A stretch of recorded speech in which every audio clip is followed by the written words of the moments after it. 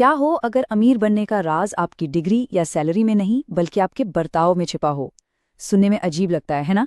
लेकिन सच तो ये है कि पैसे के साथ कामयाबी पाना कोई रॉकेट साइंस नहीं है। ये एक सॉफ्ट स्किल है। आज हम पैसे के मनोविज्ञान से जुड़ी उन 5 सच्चाइयों को समझेंगे जो बचत, खर्च और निवेश के बारे में हमारी पूरी सोच को हमेशा के लिए बदल सकती हैं। चलिए 2 लोगों की कहानी से शुरू करते हैं। एक तरफ है रोनाल्ड रीड, एक बहुत ही मामूली से चौकीदार। वो एक पुरानी कार चलाते थे और अपने पुराने कोट को सेफ्टी पिन से जोड़कर काम चलाते थे। और दूसरी तरफ है रिचर्ड फिस्कुन, हार्वर्ड से पढ़े एक टॉप फाइनेंस एग्जीक्यूटिव, जो एक बहुत बड़ी हवेली में रहते थे जिसमें 2 स्विमिंग पूल और 7 कारों का गैरेज था। लेकिन जब 92 साल की उम्र में रोनाल्ड रीड की मौत हुई तो उनकी वसीयत से एक ऐसा सच सामने आया जिसने सबको चौंका दिया। $8 मिलियन। जी हाँ, उन्होंने दशकों तक चुपचाप और बहुत धैर्य से अच्छी कंपनियों के शेयरों में पैसा लगाया था और किसी को कभी इसकी भनक तक नहीं लगी। और उस हार्वर्ड शिक्षित एग्जीक्यूटिव का क्या हुआ? 2008 के वित्तीय संकट के दौरान उन्होंने अपना सब कुछ खो दिया। दिवालियापन, घर की कुर्की, सब खत्म। तो यहीं पर सबसे बड़ा सवाल उठता है, ऐसा कैसे हुआ? एक इंसान जिसके पास हर तरह का फायदा था वो कंगाल हो गया, और दूसरा जिसके पास कुछ भी नहीं था वो करोड़पति बन गया। इसी रहस्य को आज हम 5 खास सबकों के जरिए सुलझाएंगे। ठीक है, तो चलिए पहले सबक पर आते हैं। एक सीधी सी सच्चाई ये है कि पैसे के मामले में नतीजे पूरी तरह से किसी के काबू में नहीं होते। मेहनत बहुत जरूरी है, लेकिन किस्मत और जोखिम, इन दोनों का भी बहुत बड़ा हाथ होता है। बिल गेट्स का ही उदाहरण ले लीजिए। वो जीनियस हैं, इसमें कोई शक नहीं, लेकिन 1968 में वो दुनिया के उन गिने चुने हाई स्कूलों में से एक में गए जहां एक कंप्यूटर था। बस इस एक खुशकिस्मती ने उन्हें ऐसी शुरुआत दी जो लाखों लोगों को कभी नहीं मिली। वहीं उनके उतने ही होशियार दोस्त केंट एवांस, जिनके सपने और काबिलियत वैसी ही थी, एक पहाड़ चढ़ने के दौरान हुए हादसे में बहुत कम उम्र में ही चल बसे। और यहाँ मॉर्गन हाउसल की एक बात बिल्कुल फिट बैठती है। किस्मत और जोखिम ये एक ही सिक्के के 2 पहलू हैं।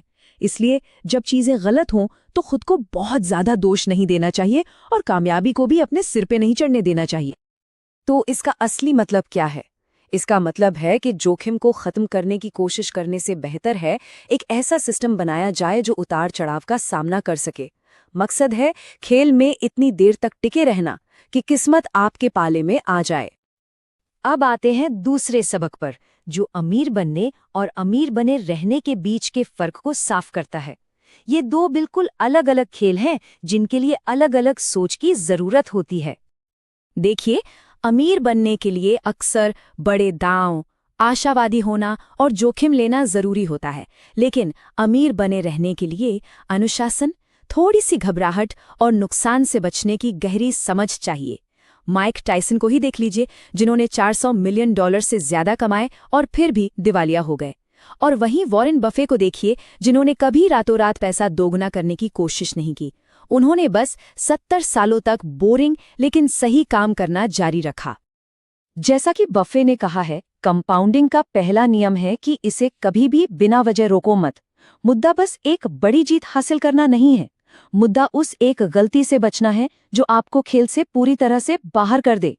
तो आगे बढ़ने के लिए जोखिम जरूर लें, लेकिन एक बार जब आप सफल हो जाएं तो अपना ध्यान रिटर्न को मैक्सिमाइज करने से हटाकर सर्वाइवल को मैक्सिमाइज करने पर लगा दें। तीसरा सबक शायद सबसे जरूरी है। ये दौलत की परिभाषा ही बदल देता है, और ये उस चीज के बारे में है जिसे हम देख नहीं सकते। जरा सोचिए कि कोई आपके बगल में एक शानदार फरारी में आकर रुकता है। शायद मन में आए, वाह ये कितने अमीर होंगे, लेकिन असल में हम बस इतना जानते हैं कि उन्होंने बहुत सारा पैसा खर्च किया है। असली दौलत वो कार नहीं है। असली दौलत वो पैसा है जो उस कार को खरीदने के लिए खर्च नहीं किया गया। यही है वो दौलत जो दिखती नहीं। और ये स्लाइड इस बात को और साफ कर देती है। ज्यादा कमाने वाले कई लोग भी अपनी पूरी कमाई खर्च कर देते हैं, क्योंकि वे ज्यादा आय को ही दौलत समझने की गलती कर बैठते हैं। ज्यादातर लोग दौलत को स्टेटस सिंबल से जोड़ते हैं, लेकिन यही सिंबल दौलत को बनाते नहीं बल्कि खत्म करते हैं। और यहीं पर रोनाल्ड रीड की कहानी फिर से सामने आती है। उन्होंने अपनी दौलत का दिखावा कभी नहीं किया। वे तो चुपचाप अपना समय, अपनी आज़ादी और अपने मन की शांति खरीद रहे थे। चौथा सबक एक मनोवैज्ञानिक जाल के बारे में है, लगातार और ज्यादा चाहने की इच्छा। सवाल यह है कि कितना पैसा काफी होता है। ये रजत गुप्ता की कुल संपत्ति थी, उनके पतन से ठीक पहले। वो भारत में गरीबी से उठकर एक बहुत बड़ी कंपनी के सीईओ बने थे। उनके पास सब कुछ था, लेकिन उनके लिए $100 मिलियन भी काफी नहीं थे। वे और ज्यादा चाहते थे, और इसी चाहत में उन्होंने इनसाइडर ट्रेडिंग की और अपनी इज्जत, दौलत और आज़ादी सब कुछ खो दिया। उन्होंने जो उनके पास था और जिसकी उन्हें ज़रूरत थी, उसे उस चीज़ के लिए दांव पर लगा दिया जो उनके पास नहीं थी और जिसकी उन्हें ज़रूरत भी नहीं थी।